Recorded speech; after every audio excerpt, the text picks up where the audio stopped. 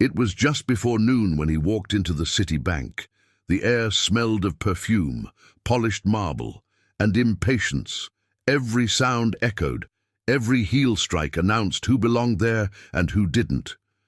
And then came the slow sound of boots. Worn, dusty boots that carried the weight of miles of soil and quiet mornings. People turned not to greet him, but to measure the distance between their suits and his shirt. He held a leather folder against his chest, the same way a man holds something that matters but doesn't need to be shown. In his other hand, a hat, old, faded, shaped by years of sun and rain. He stood in line like everyone else. No hurry, no shame. The woman behind the counter noticed him, and her smile was quick and sharp. She said in that polite tone that sounds like glass, "Sir, this line is for corporate accounts." He nodded once, slowly, and said, "This is where my business gets done." The words fell soft, but the line ahead of him stiffened. Someone behind whispered and laughed. He didn't react. He just adjusted the folder under his arm and kept waiting. His number was 92. They were serving 87, 5 numbers away, and already people wanted him gone. He stood there quiet, looking at the big wall behind the counters. Photos of founders, men with silver hair and heavy eyes, their frames polished but their faces honest. The kind of men who once shook hands with farmers to build something real. Those faces were history now. The people in the lobby were noise. A young man in a tight suit leaned toward another and whispered loud enough to be heard, "Probably needs a tractor loan." The other smirked. "Do we even do that here?" He breathed out once. It wasn't anger. It was patience, the kind that only men of the land understand. He had planted through drought and harvested through storms. Words like those couldn't scratch him anymore.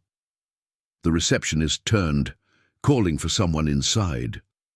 From the glass door stepped the man who owned the room without asking for it, the bank's CEO.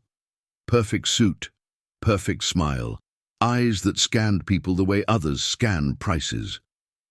He stopped by the counter and said, "What seems to be the problem?" The woman said she was just directing clients to the right department. The CEO looked at the boots, the hat, the folder. His voice was smooth but carried a quiet impatience. "Sir, we handle large accounts here," he said. "Do you have an appointment?" The old man, Mr. Howard, smiled slightly and said, "Something better."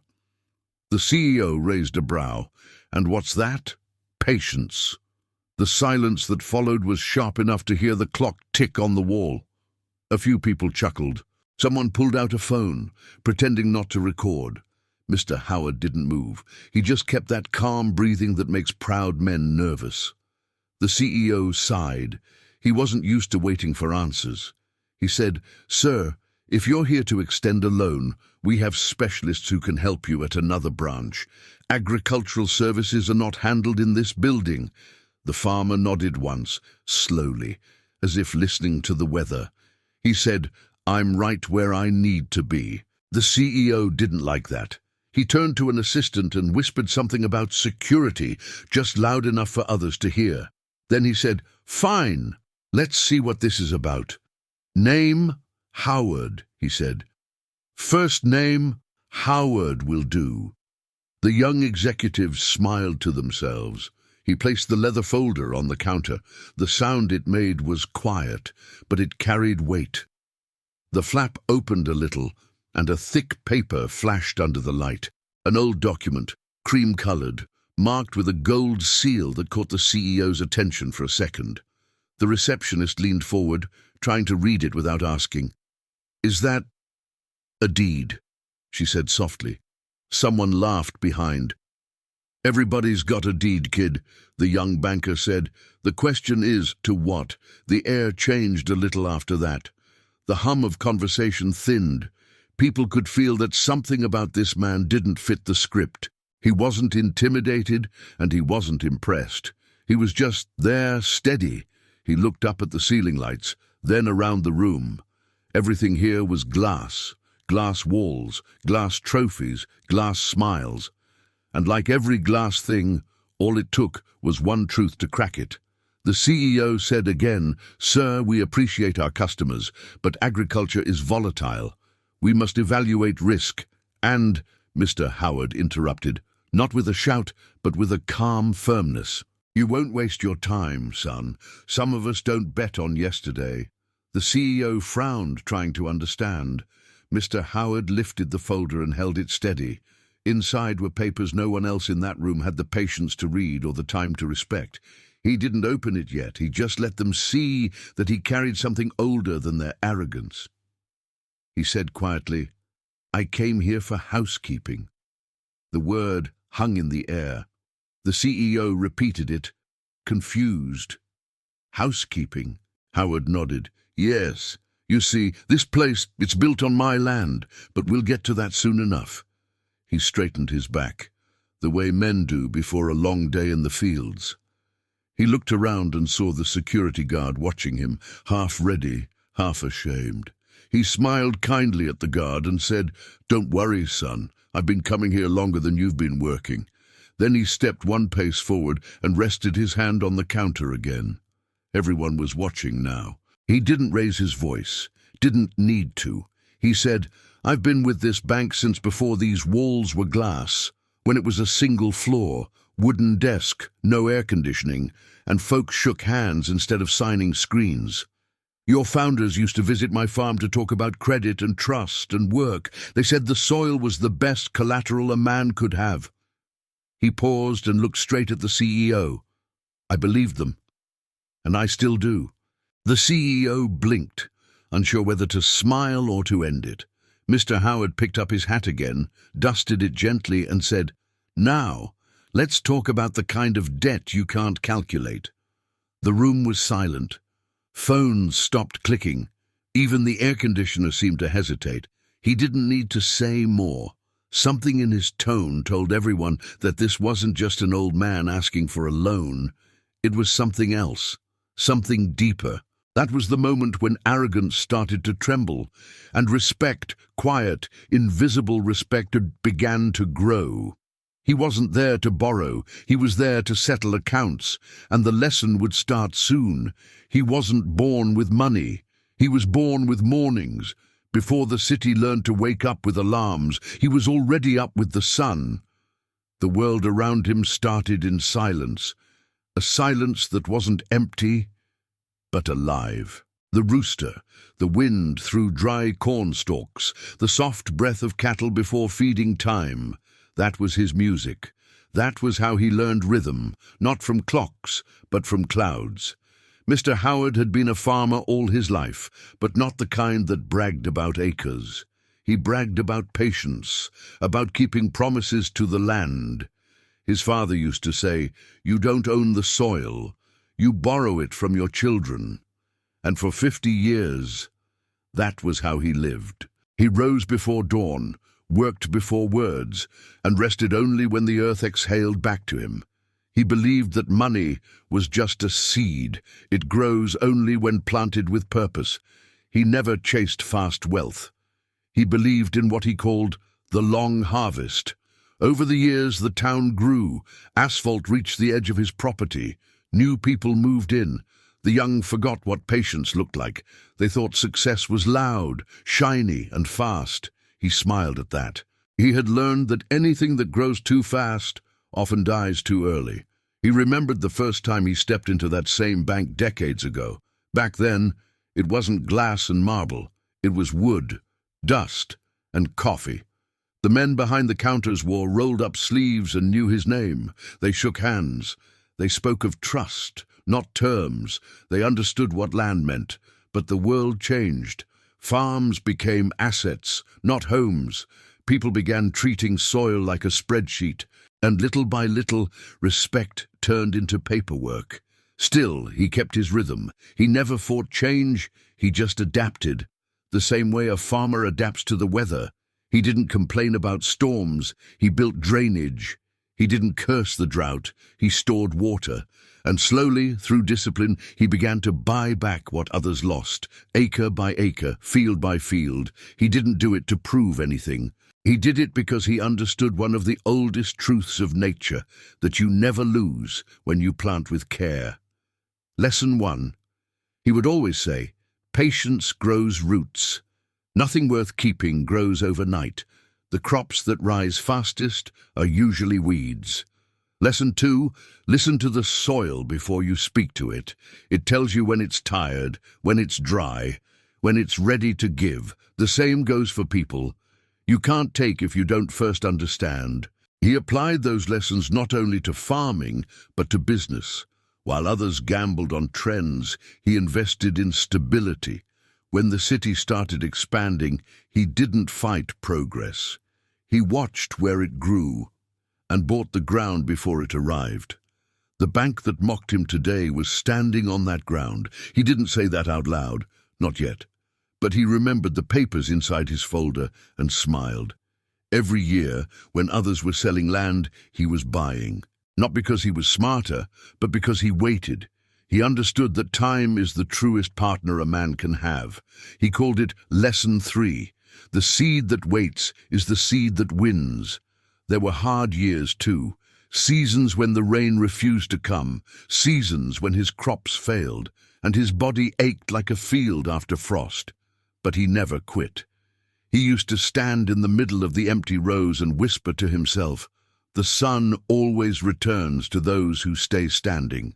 That became Lesson 4. Stand still when others run, because storms pass faster when you don't chase them. He lived like that, slow, steady, certain, and the world kept turning faster, spinning itself dizzy. But he stayed aligned with what mattered. When his wife passed, he didn't sell the farm like people suggested. He planted her favorite tree in the middle of the yard and kept working. Every spring, that tree bloomed white. It reminded him that life gives beauty only to those who care for it when it's bare. Lesson 5. Care for what is barren, and it will care for you later. He never remarried. His company was the land, the seasons, and the silence. Yet his silence was never empty. It was the kind of silence that listens more than it speaks. Every season, he'd write short notes in a small notebook he carried in his pocket. He called it his Book of Rain. He didn't just track weather.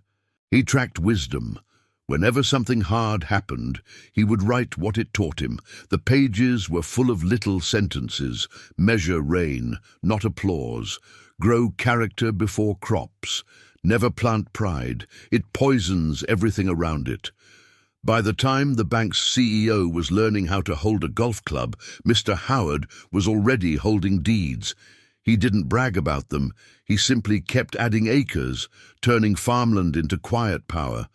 And with each purchase, he also bought shares, small at first, then larger, until the bank itself partly belonged to him. He didn't tell anyone. He didn't need to. He wasn't looking for recognition. He was looking for continuity. That was Lesson 6. The strongest roots grow underground, unseen. He taught that to young farmers who visited his land. They came to learn about machinery, but left learning about time. He'd tell them, fast success is like fast rain. It floods, but it doesn't soak. And they'd nod, half understanding, until life proved him right. He lived modestly, drove an old truck, ate simple meals. People called him old-fashioned. He called it peace. He didn't want to own everything, just the things that could not be replaced. So he kept buying land, not for greed, but for legacy. Because legacy, he believed, was just another word for responsibility. He'd often look at the horizon and whisper the same prayer every morning. Thank you for another day to plant what others will harvest. And every night, before sleep, he'd whisper again, and forgive me if I ever forget who owns the land above all. The years went on. His beard turned grey, his hands stiffened, but his eyes stayed clear, the kind that had seen both storms and miracles. And now, standing in that cold, shiny bank lobby, he remembered every single lesson. He didn't come there to teach them, but sometimes life chooses the classroom for you. So he waited, calm as a field before sunrise, holding the same patience that had turned dirt into gold and ready once again to plant truth where arrogance had taken root. He had been quiet all his life, but soon the whole room would learn that quiet men can shake the world without raising their voices. Back inside the bank, the world felt colder. Everything gleamed too much, like it wanted to blind people into believing it was perfect. The walls were glass, the smiles were glass, even the air felt filtered and artificial. It was a building made to remind visitors who held the power.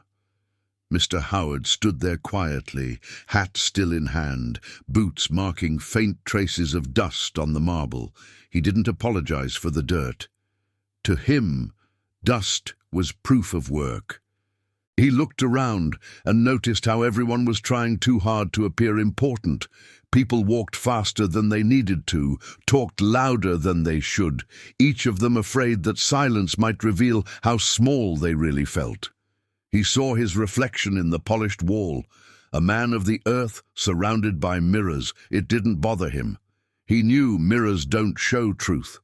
They only show what light allows, and light can be deceiving. The CEO returned from his office, followed by two younger executives, men with perfect posture, sharp ties, and the kind of confidence that hasn't yet been tested by life. They looked at Mr. Howard like he was a smudge on their presentation. The CEO crossed his arms and said, "Let's handle this quickly. What exactly do you need, sir?" The old man turned slightly and rested the folder on the counter again. "I was hoping for a conversation," he said. "About partnership, about value." The CEO gave a quick smile, the kind that doesn't reach the eyes. "Value," he repeated, as if tasting the word for the first time. "And what value are you referring to?" Mr. Howard's tone was soft, but steady. The kind that doesn't ask permission. The kind that grows stronger the quieter it gets. He said, "The kind you can't count until the harvest comes." The executives exchanged looks. The younger one, barely 30, chuckled under his breath. "Harvest," he said, "that's poetic. But we deal in measurable outcomes here, not metaphors." Mr. Howard smiled slightly. "Measurable outcomes," he repeated. "That's what the man said when he sold his field in a drought. He measured the dust, not the rain that was coming." The room went quiet again. It wasn't an argument. It was the way truth sounds when it walks into a place that forgot how to listen. The CEO cleared his throat. "So I understand you're proud of your farm, but this is a financial institution. We handle serious portfolios here. I assume you're here to renew or request an agricultural line of credit." Mr. Howard nodded slowly. "Something like that." He looked around the lobby again, at the people waiting, at the screens showing market numbers. He thought about how those numbers rose and fell faster than a season changes. He thought about how much noise people made chasing things that never stayed. He said, "You see, banks are not that different from farms. Both depend on what's beneath the surface." The young executive smiled politely. "I don't think I follow," he said. Howard's eyes softened. "You will," he replied, "when the soil beneath your feet starts to dry." There was a long pause. The receptionist shifted uncomfortably. Even the security guard was listening now. "Mr. Howard continued, I remember when this place used to smell like coffee, not cologne, when the people behind that counter would ask how the harvest went before asking for numbers. And when the founders of this bank came to my farm, they didn't wear suits. They wore boots. They shook hands and told me that our community's future depended on trust. They said this institution would stand as long as men worked the land with integrity." He looked at the CEO. "Are those words still true?" The CEO hesitated, just long enough for everyone to notice. Then he said, "Of course they are. But the world has changed, sir. We have regulations, shareholders, performance metrics. We can't base decisions on feelings." Mr. Howard nodded. "That's what men always say before the storm." He paused, his eyes fixed on the bank's large glass windows where the sun was reflecting harshly. "Lesson 7, he thought silently, came to mind. Don't build too high on ground you haven't tested. He had written it years ago after a flood had destroyed half his crops. He remembered looking at that broken soil and realizing that height means nothing without foundation. He turned back to the CEO. I understand rules, he said.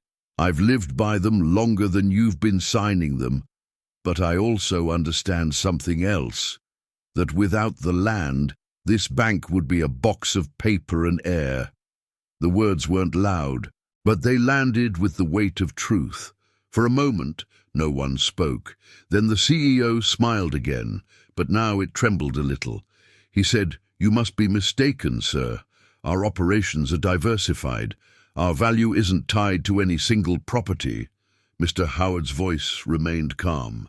"Is that so?" he said. "Tell me, do you know who owns the ground this building stands on?" The CEO frowned. "That's public property," he said quickly. "Leased from a private trust, I believe." Howard nodded once. "You're right." Then his eyes met the CEO's and stayed there.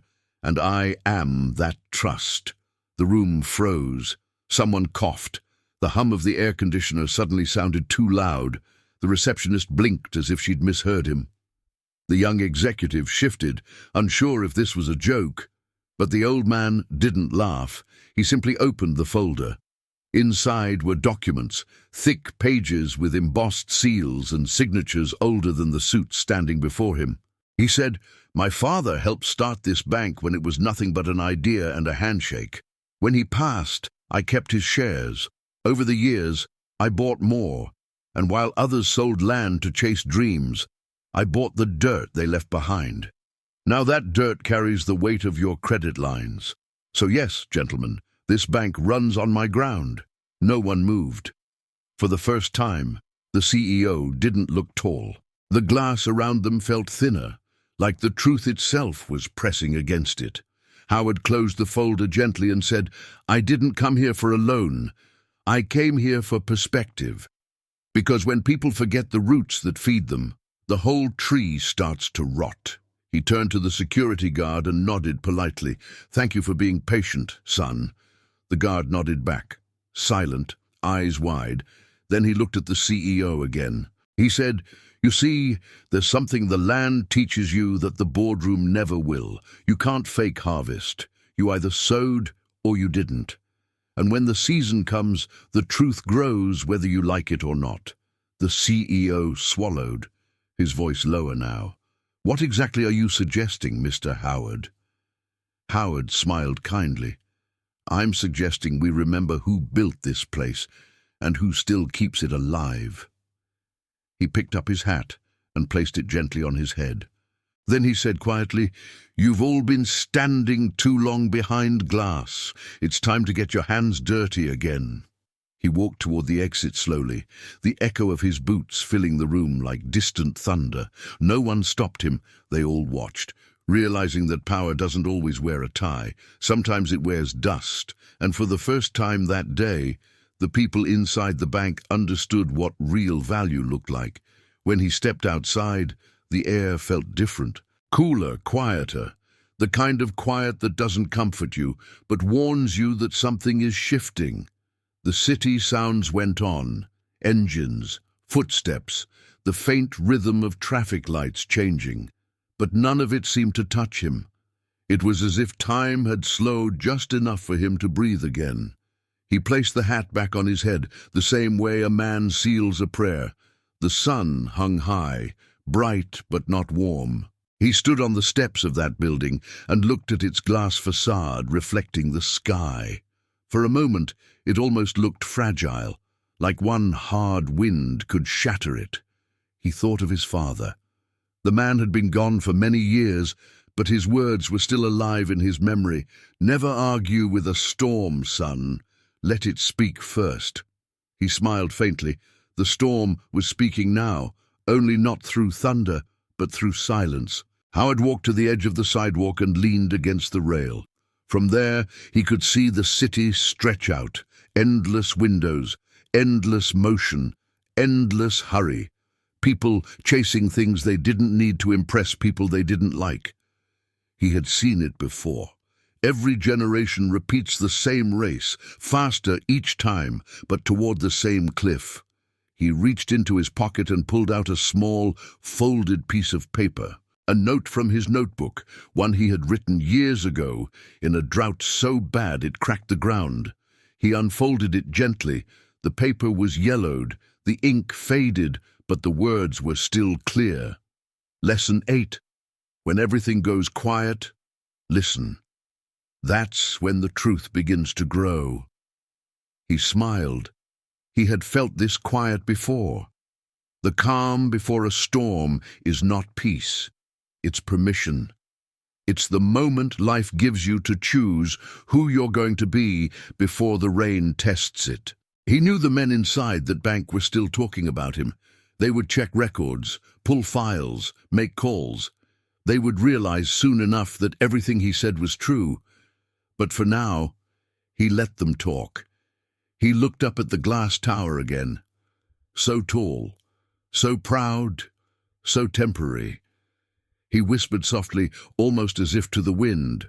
The taller the stalk, the harder it bows when the wind comes. Then he chuckled to himself. His wife used to say he talked to the wind too much. Maybe she was right, but the wind always answered, in its own time. He turned toward the street and started walking. The sound of his boots on the concrete felt like punctuation marks in a long story. Steady, deliberate, final. He didn't rush. He had learned long ago that those who rush miss what matters. He walked past shop windows, past people in suits holding coffee cups and phones, past a beggar sleeping under a tree that someone had planted long before any of these buildings existed. That sight made him stop for a moment. He reached into his pocket again, found a folded 20, and slipped it into the man's open hand, not out of pity, but out of gratitude. Because life has a way of humbling every man, rich or poor. He whispered quietly, Lesson 9. What you give when no one's watching is what you keep when everything's gone. He kept walking, his reflection moving along the windows beside him. Each pane showed a different version of him, older, younger, tired, patient. He saw them all and nodded to each. He knew every version had carried a lesson. At the next corner, he paused. From where he stood, he could see the rooftop of the bank, shimmering under the sunlight.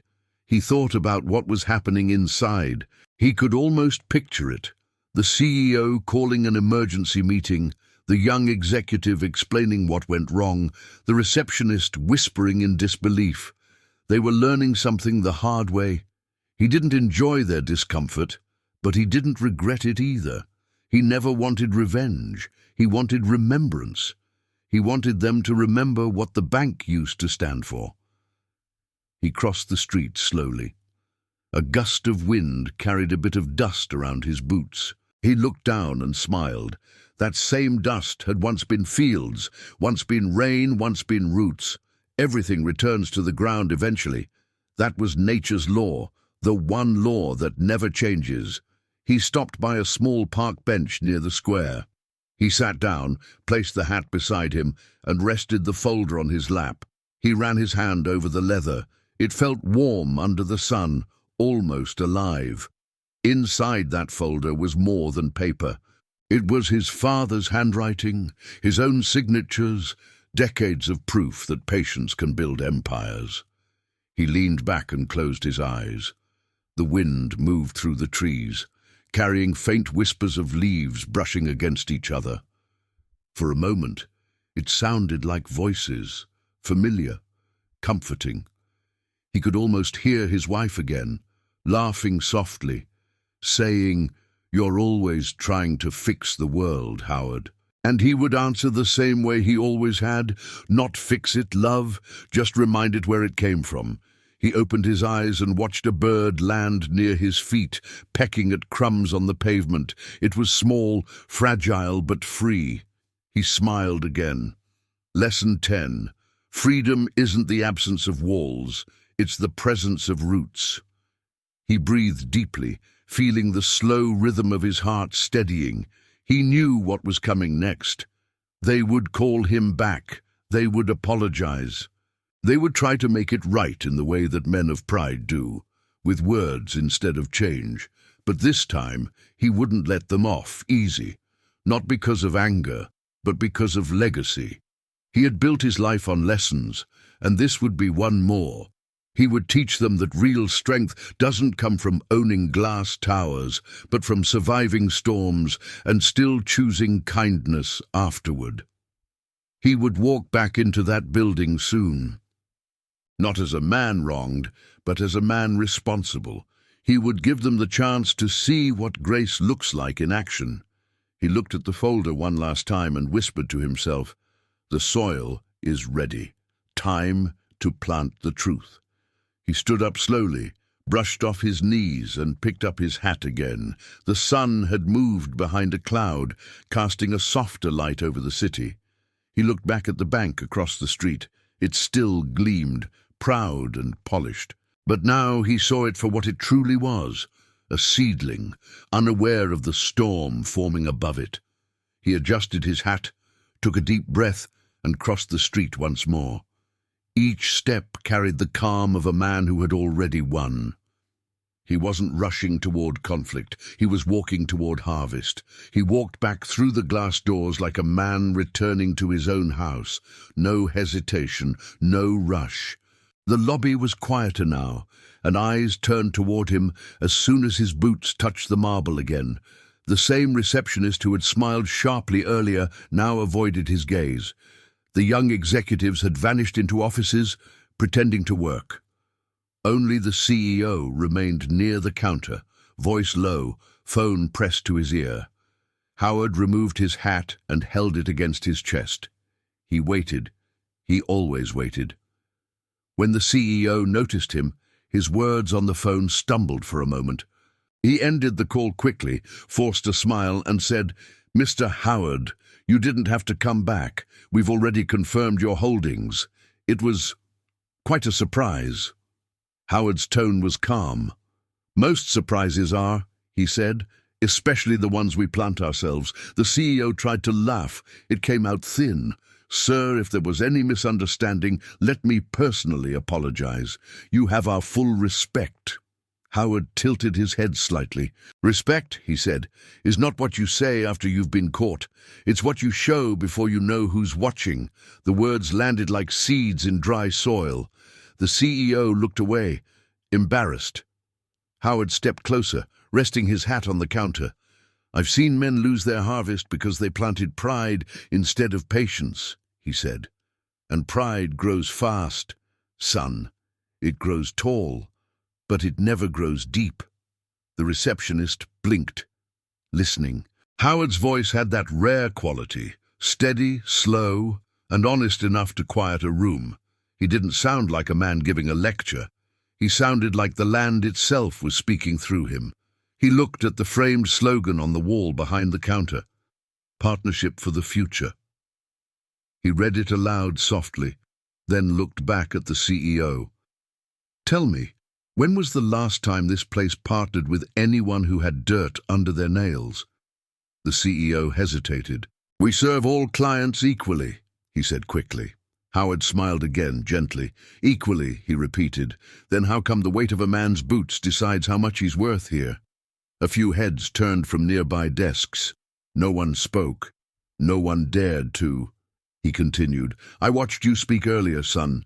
You said this bank can't run on feelings." He nodded. "And you're right. But it can't run without them either. A farm without care is dust. A bank without conscience is the same thing." The CEO swallowed hard. "Sir, we're trying to modernize, to adapt to—" Howard interrupted softly. "I know, everyone's trying to adapt, but the land doesn't change for man. Man changes for the land. That's the first rule of survival." He looked at the people nearby. A few employees pretended to type on their computers, but kept glancing at him, almost grateful that someone was saying what they couldn't. Howard turned slightly, speaking not just to the CEO, but to the whole room. "Lesson 1, he said, "your title doesn't make you taller. It just gives you a higher view of your mistakes. Lesson 2, never measure a man by what shines. The sun burns just as bright before a storm. Lesson 3. The easiest way to lose everything is to forget who helped you start. His words weren't rehearsed. They were grown, each one rooted in years of silence and truth. The CEO tried to recover control of the moment.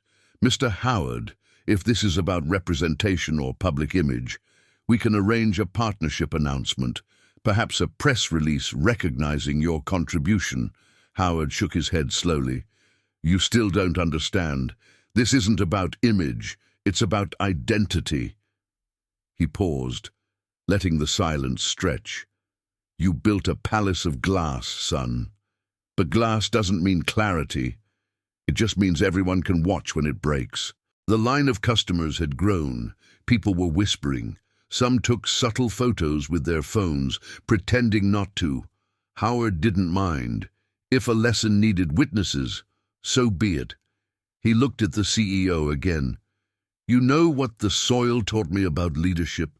You don't lead by standing above others. You lead by kneeling first, because when you kneel, you notice the roots, and only fools cut what feeds them." The CEO's face tightened. He wanted to argue, but he couldn't find words that didn't sound small. Howard picked up the folder again and tapped it gently. "Inside here, I carry more than numbers. I carry memory.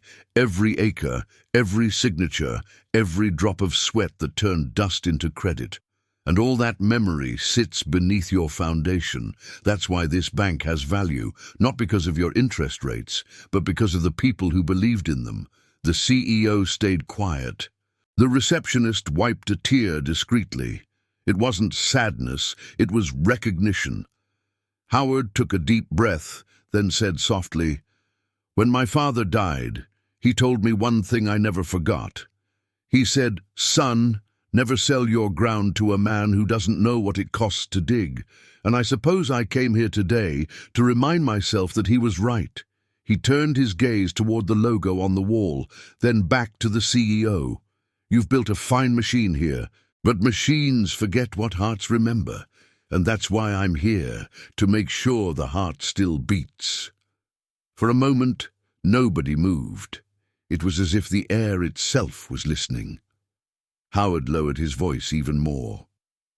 "You may think I came here to demand respect, but I came here to offer it because every generation deserves a chance to learn what the last one already knows. So take this moment, son. Learn from it." Lesson 4. The strongest men are the ones who know when to listen. He reached for his hat again. The room remained still. The CEO's eyes softened, the fight draining out of him. Howard nodded slowly. "Good. You're starting to hear it now." He began to walk away, the sound of his boots echoing through the marble lobby, and just before reaching the door, he stopped, turned slightly, and said, "One last thing. A man who forgets his roots doesn't lose them all at once. He loses them one apology at a time. Then he stepped outside, leaving the echo of his words behind. And for the first time in years, the bank, that proud, glittering bank, felt human again. Word travels faster than wind." By the time Howard reached the front door, the news had already started moving through every corridor, every phone, every whisper. The old farmer who walked in for a loan was now the man who owned the ground under the bank. No headline could capture what people felt, but everyone felt it. In the lobby, silence lingered like dust after a storm. Employees stood frozen, pretending to work, pretending not to talk. The CEO's resignation spread like wildfire through messages and murmurs. People stepped out from behind their desks, unsure whether to feel shame or relief. For the first time, the glass walls didn't look transparent. They looked exposed. Howard didn't rush. He never did. He walked through the lobby the same way he'd walked through fields all his life. Slow, steady, certain. Every step sounded different now. Not because the floor had changed, but because everyone listening finally heard the weight behind those boots. The young receptionist looked up as he passed. Her eyes were red. She said quietly, "I'm sorry, sir, for the way I spoke earlier." Howard stopped and looked at her gently. "Don't be sorry for what you didn't know," he said. "Be grateful for what you've learned." Then he smiled and added, "You've got a good heart. Keep it that way." She nodded, wiping a tear, and he continued walking. Outside, the sunlight was softer than before, as if the world itself had been humbled. A small crowd had gathered near the entrance, some employees, some clients, even a few reporters who had heard pieces of the story. They watched as he stepped into the light, hat in hand. No one spoke. No one needed to. The silence was respect. Howard looked up at the building one more time. It still towered above the street, all glass and pride, but he no longer saw arrogance in it. He saw possibility. He saw a reflection of what happens when truth is planted in hard soil. It breaks through, always. He walked across the plaza and stopped near the fountain at the center. Children were playing around it, throwing coins and laughing. Their laughter carried a different kind of music, the kind that reminds old men why they never gave up. He sat on the edge of the fountain, placed the folder beside him, and just watched the water move. Inside the bank, the directors were meeting again, this time without him, but his presence filled every corner. His words echoed in their minds. They spoke about reforms, about rebuilding trust, about restoring the bank's image. But beneath all those words, what they really wanted was forgiveness. Some employees began calling clients to apologize for delayed applications. Some took coffee to the janitors they'd ignored for years. One man from accounting went home early to see his father for the first time in months. The change wasn't ordered, it was inspired, and that's how real change happens. Howard sat there by the fountain, watching the sky. He thought about how easily people forget what matters. All it takes is one generation of hurry to undo a lifetime of patience. But he also believed something else, that goodness, once remembered, spreads faster than greed. He whispered softly, Lesson 11. Humility travels further than ambition ever will. A little boy ran past him chasing a toy plane, tripped, and fell. Howard leaned down, helped him up, and brushed the dust off his knees. "You're all right, son," he said. "The ground only hurts when you forget to respect it." The boy smiled, nodded, and ran back to play. Howard smiled too. The simple things always taught the loudest lessons. He stayed there for a while, thinking about the years behind him and the few still ahead. He had never wanted fame or power, only peace.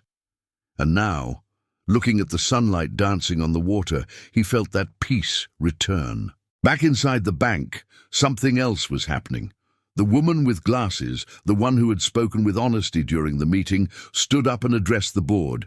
She said, "We've lost our way because we stopped listening.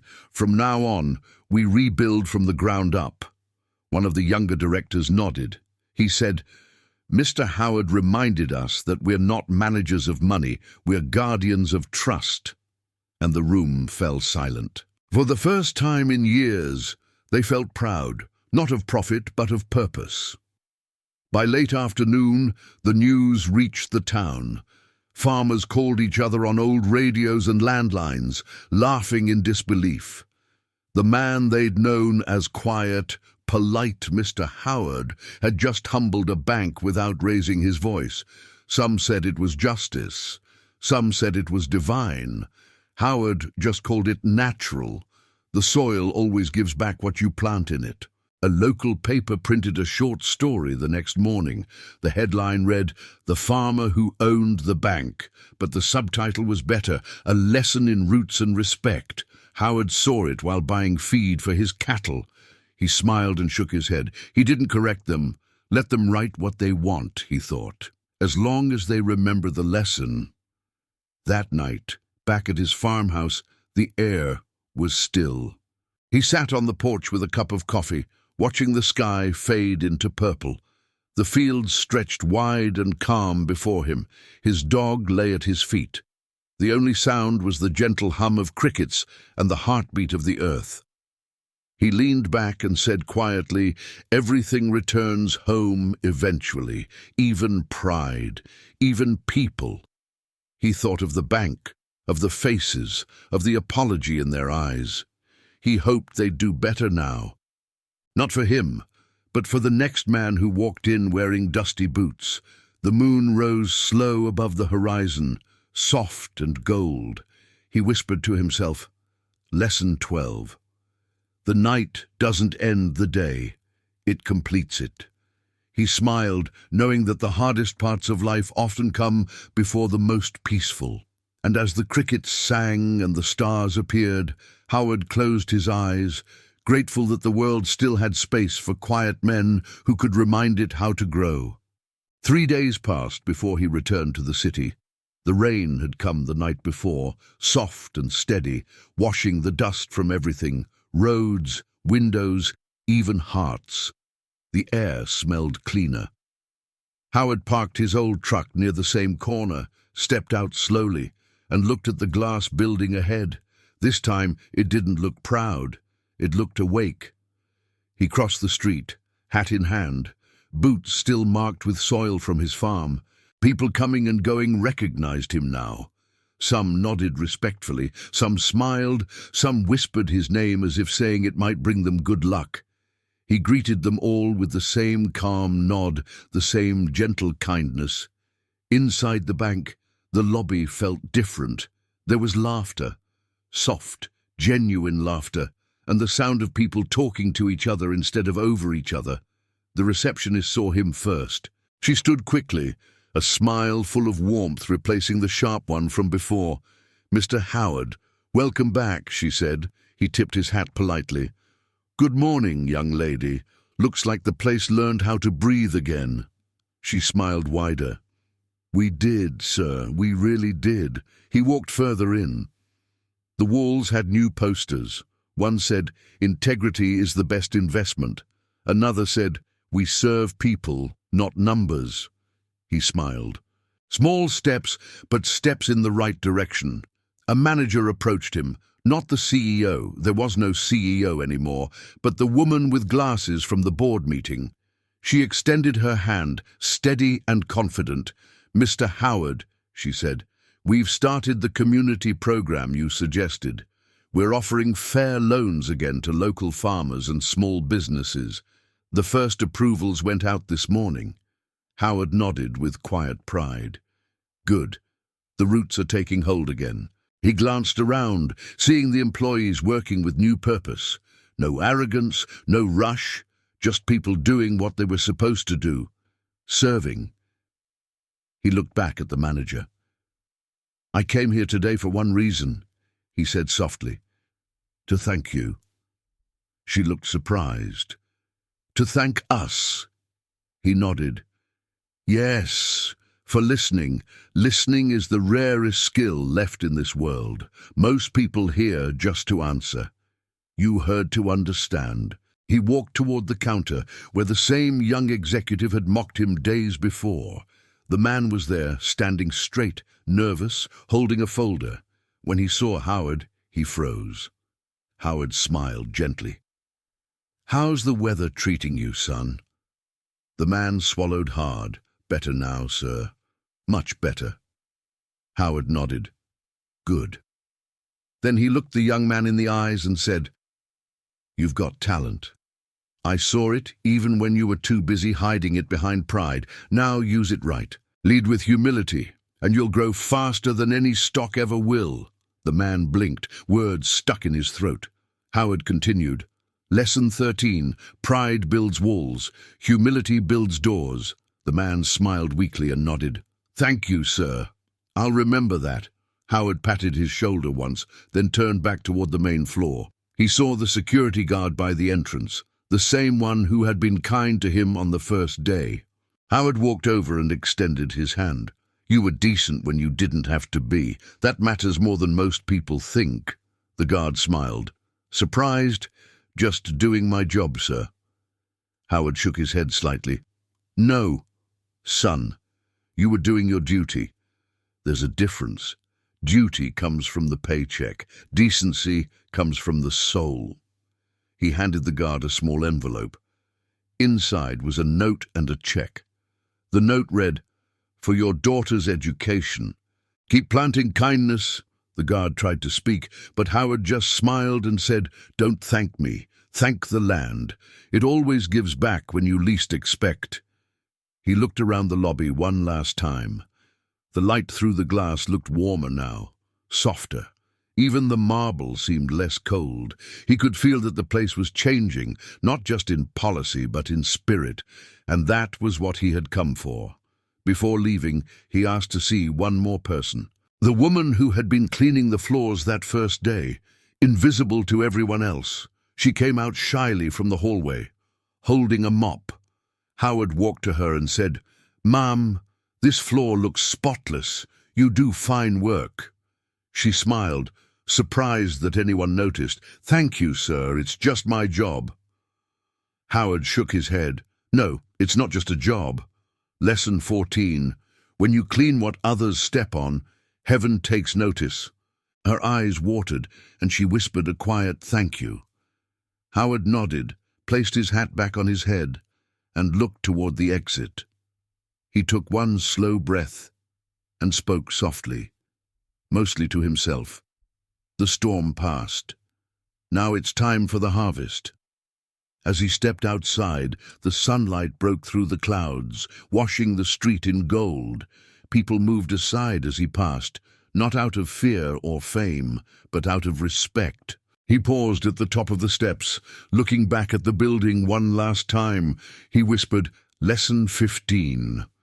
Leadership is not about being first. It's about being faithful." He smiled to himself, knowing the words weren't just for them. They were for him too. A reminder that his work wasn't finished. Not yet. He walked down the steps and crossed the street toward his truck. As he climbed in, he looked at his reflection in the mirror, older, slower, but lighter somehow. He spoke softly, almost like a prayer. You can't force people to change. You can only give them better soil. The rest is up to the rain. He started the engine. The sound was low and steady, like thunder far away, gentle and familiar. He drove out of the city slowly, leaving behind the glass towers shining in the rearview mirror. And as he turned onto the long road leading home, he whispered one final truth under his breath. Grace is not weakness. It's the strength to let others grow, even after they've stepped on your roots. Seasons changed. The rain came and went, and slowly the world around that bank began to look different. The building no longer stood like a monument of pride. It had become part of the town again, open, warm, human. They called it the new branch, but the truth was it had finally returned to its roots. Inside, things moved differently now. Employees greeted customers by name. They listened. They took time. The marble floor still shined, but so did the people. And in the middle of it all hung a simple wooden plaque on the wall. It read, "A bank grows strong when its roots remember the soil." The quote had no name beneath it, but everyone knew whose words they were. Howard never asked them to hang it. He didn't even know they had. The staff had it made one morning after a team meeting where someone said, "We don't need slogans anymore. We need reminders." It wasn't just the bank that changed. The whole town began to shift. Farmers started bringing their produce to the city square again. Local businesses reopened. A bakery that had been closed for 3 years came back to life, run by a young couple who got their first fair loan under the new management. The sign outside read, "Baked with patience." People started saying things like, "The air feels lighter lately," and the city's starting to remember itself. No one could explain exactly what had changed, but everyone could feel it. Kindness had returned to the rhythm of daily life. And back on his farm, Howard watched it all from afar. He didn't visit the city much anymore. He didn't need to. He had already planted what needed planting. Now it was time to let others tend the field. Each morning he'd sit on the porch with his coffee. looking out over the acres of wheat moving in the wind. He called it the sea that listens. When the wind passed over it, it looked like a living wave of gold, bowing gently. He often whispered, that's how people should move through life, not fighting the wind, but learning to bend with it. His notebook, the old Book of Rain, was thicker now. New pages filled with thoughts, lessons, observations. He had written one just the week before. Lesson 16, when the roots grow deep, the branches don't fear the storm. He smiled every time he read it. He didn't write these words for anyone else, but somehow they always found their way to those who needed them. Sometimes visitors came by, young bankers, local students, reporters wanting interviews. Howard never turned them away, but he never acted like a hero either. He'd offer them coffee and a seat on the porch. They'd ask him about the incident, as they called it. He'd just smile and say, it wasn't an incident, it was a harvest. They'd laugh, thinking it was a joke, but he meant it. He told them, you can't fix people by yelling at them. You fix them by showing what patience looks like when it wins. That's how the land works, and we're all made of the same dust, so we should learn from it. The younger generation began visiting more often. They wanted to learn from him, not just about business, but about life. They called him Mr. Howard at first, but eventually they just called him the farmer. He didn't mind. Titles never mattered much to him. He said, if people remember you for what you did, that's success. If they remember you for how you lived, that's legacy. One afternoon, he received a letter from the bank. It wasn't printed or formal. It was handwritten by the woman with glasses, now the official CEO. It said, Mr. Howard, you were right. The soil gives back exactly what we plant. Our harvest this year wasn't in profit, but in people. And for the first time in decades, we're proud again. Thank you for showing us what leadership really looks like. Sincerely, Margaret Lee. He read the letter twice, folded it carefully, and placed it in his notebook under a new entry. Lesson 17. When you lead with grace, people will follow even after you're gone. He looked out over the field and smiled. The sun was setting, painting the horizon in orange and gold. His dog rested nearby, tail tapping softly against the porch. The day was ending, but not in silence. It was ending in peace. Weeks later, he drove to town again, this time for something small, a community event hosted by the bank. They called it the Day of Roots.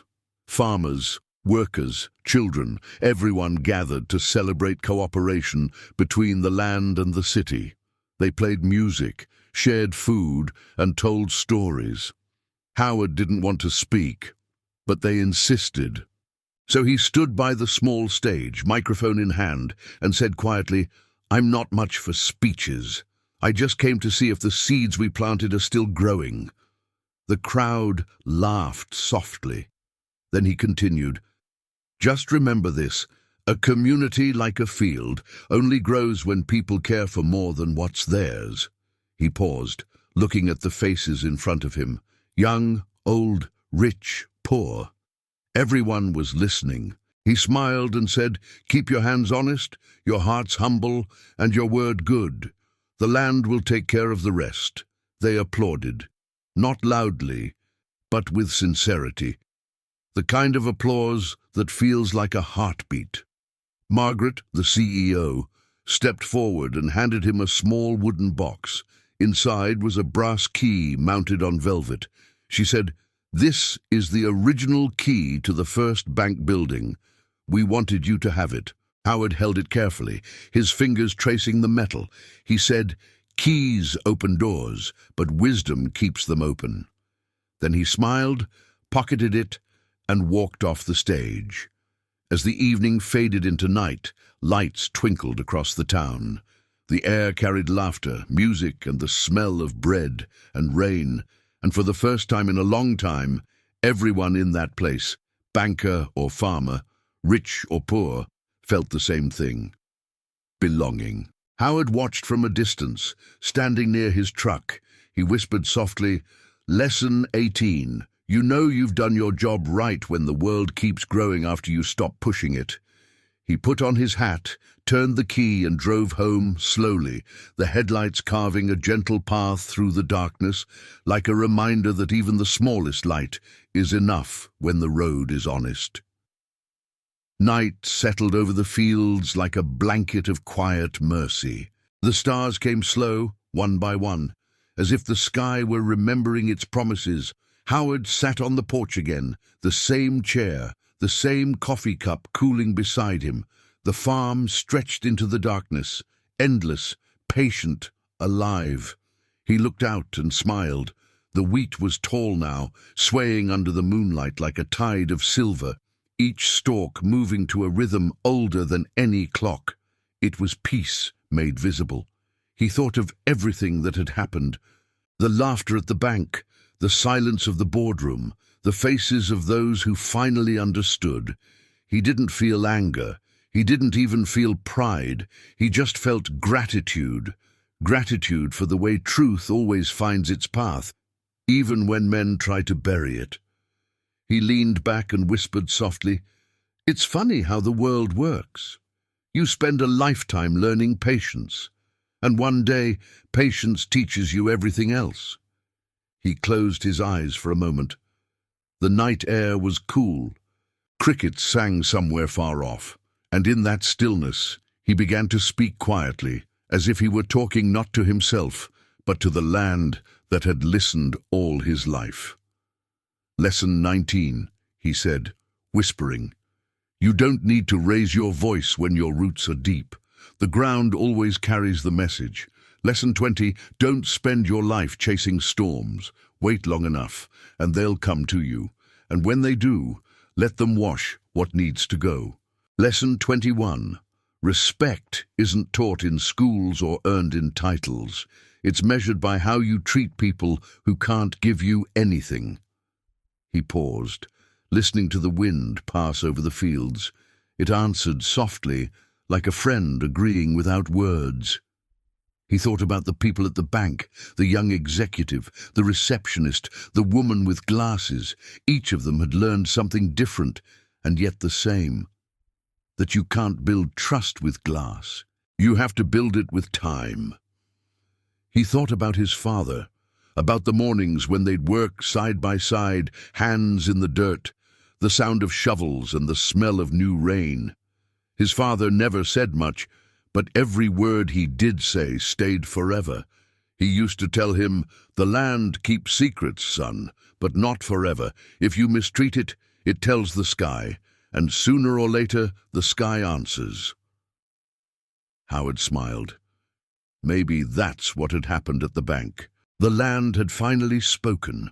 He reached for his notebook, opened it to a blank page, and began to write what would become his final lesson. The handwriting was slower now, the lines less steady, but the words clear.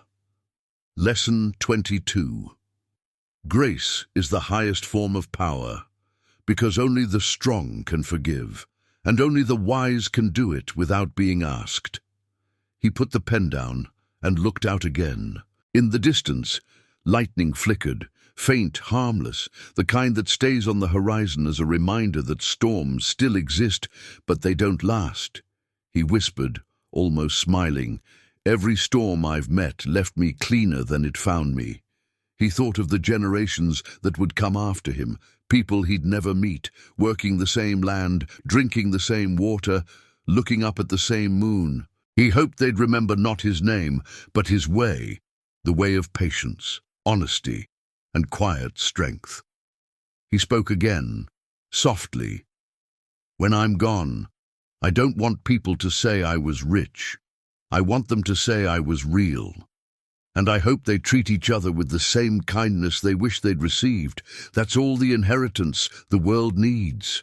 He took a deep breath and felt the weight of years settle gently on his shoulders, not heavy, just honest. He had lived long enough to see what mattered, and long enough to let go of what didn't. The night deepened. A breeze passed through the wheat and carried his words farther than sound could travel. Somewhere, a church bell rang in the distance, marking another hour. Time kept moving, as it always does, but for that moment it felt like the world had stopped to listen. Howard closed the notebook, placed it on the table beside him, and looked up at the stars. He whispered one final prayer. "Thank you for teaching me how to wait, and for giving me enough time to see what waiting was for." He smiled, eyes half closed. A single tear ran down his cheek, not of sadness, but of completion. The kind of peace that comes only to men who have lived exactly as they believed. The narrator's voice softens, almost a whisper. In the end, he didn't build empires. He built example. He didn't seek wealth. He sought worth. He didn't conquer others. He conquered himself. And when the world tried to measure him in numbers, he showed it that true value isn't counted, it's cultivated. The final shot lingers on the farmhouse, the fields shimmering under the starlight, the notebook open on the porch table, a cup of coffee still warm beside it. The voice concludes, "Because respect doesn't live in marble buildings or gold accounts. It lives in quiet hearts and honest hands. And somewhere out there, an old farmer's lessons still travel with the wind, reminding anyone who listens that everything you give to the world finds its way back home."